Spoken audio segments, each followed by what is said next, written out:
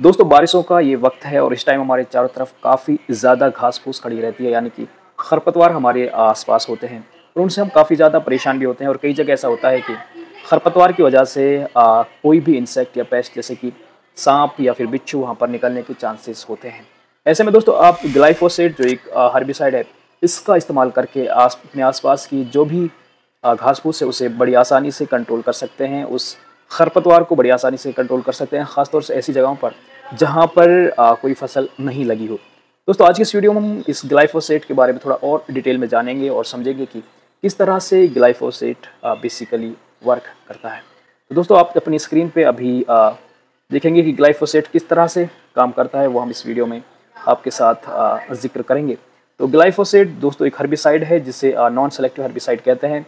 और हम ग्लाइफोसेट की अगर बात करें दोस्तों, ये ब्रॉड स्पेक्ट्रम एक हर्बिसाइड है। और ब्रॉड स्पेक्ट्रम दोस्तों उन हर्बिसाइड्स को कहते हैं जो एक से ज़्यादा तरह की घास फूस को कंट्रोल करते हैं, यानी एक बड़ी रेंज के घास फूस या फिर खरपतवार को ये कंट्रोल करता है।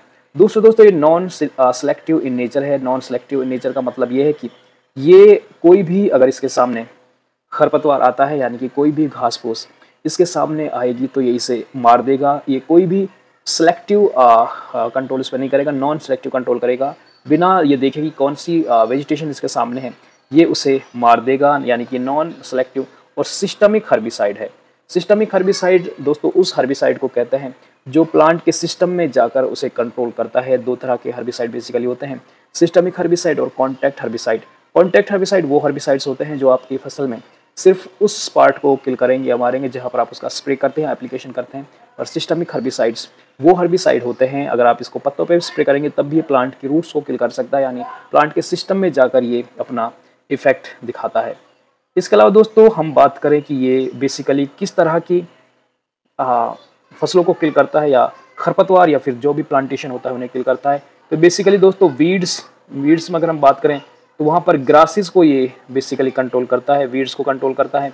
और ग्रास और वीड्स में भी एनुअल और पेरिनियल ब्रॉड लीफ वीड्स को कंट्रोल करता है, यानी कि दोस्तों ये वो वीड्स को कंट्रोल करता है जिनकी लाइफ साइकिल एक साल में कंप्लीट होती है, एक से ज़्यादा साल में ये कंप्लीट होती है। और ब्रॉड लीफ वीड्स यानी कि जिनकी पत्तियाँ चौड़ी होती हैं, उन वीड्स को ये बड़ी आसानी से कंट्रोल कर सकता है। इसके अलावा दोस्तों हम बात करें कि किस तरह से वीड्स को आगे कंट्रोल करता है, तो दोस्तों ये अगर इसकी सॉइल एप्लीकेशन आप करते हैं तो ये बहुत ज़्यादा इफेक्टिव नहीं है। और प्री इमरजेंसी वीड्स पे अगर इसका कंट्रोल आप यूज़ करते हैं तो वहाँ पर इसका इफेक्ट ज़्यादा नहीं होता है। पर अगर आप इसको पोस्ट इमरजेंट वीड्स पे इस्तेमाल करते हैं, यानी कि ऐसी वीड्स पे इस्तेमाल करते हैं जो वीड्स जब निकल जाती है तब आप इसका इस्तेमाल करते हैं, तो आपकी फसलों पे या फिर आपके जो भी वीड्स होगी वहाँ पर ये काफ़ी ज़्यादा इफेक्टिव होगा। और इसके अलावा दोस्तों इसका जो मोड ऑफ एक्शन है वो बेसिकली प्लांट्स में या फिर वीड्स में या खरपतवार में एक EPSP नाम का एक एंजाइम होता है, उसे ये किल करता है। उसकी जो सिंथेसिस है उसे ब्लॉक कर लेता है। और ये जो एंजाइम होता है ये सभी प्लांट्स की जो ओवरऑल ग्रोथ होती है उसमें काफ़ी इंपॉर्टेंट रोल प्ले करता है। अगर ये एंजाइम को कंट्रोल कर लेगा तो फिर प्लांट धीरे धीरे ख़त्म हो जाएगा। अगर हम इसकी ग्लाइफोसेट की आगे बात करें तो इसे एग्रीकल्चरल वर्क में इस्तेमाल किया जाता है, हॉर्टिकल्चर में भी काफ़ी इस्तेमाल किया जाता है। इसके अलावा फॉरेस्ट्री में इसे इस्तेमाल किया जाता है। और नॉन क्रॉप वीड्स जो होती हैं, जहाँ पर कोई भी फसल नहीं लगी होती है, वहाँ पर इसका काफ़ी धड़ल्ले से इस्तेमाल किया जाता है।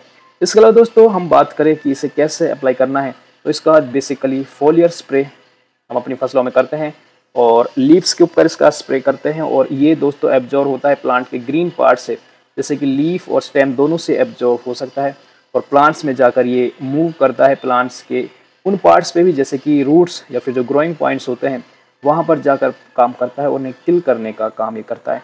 पोस्ट इमरजेंस हर्बिसाइड है, यानी कि खरपतवार जब बाहर आ जाता है, ज़मीन से बाहर जर्मिनेट होकर आ जाता है, तब ये बेसिकली अपना काम करता है। तो दोस्तों ये वो बेसिक पॉइंट्स है जो ग्लाइफोसेट के केस में आपको सामने रखने की ग्लाइफोसेट किस तरह से फसलों पे काम करता है या खरपतवार को किल करने का काम करता है।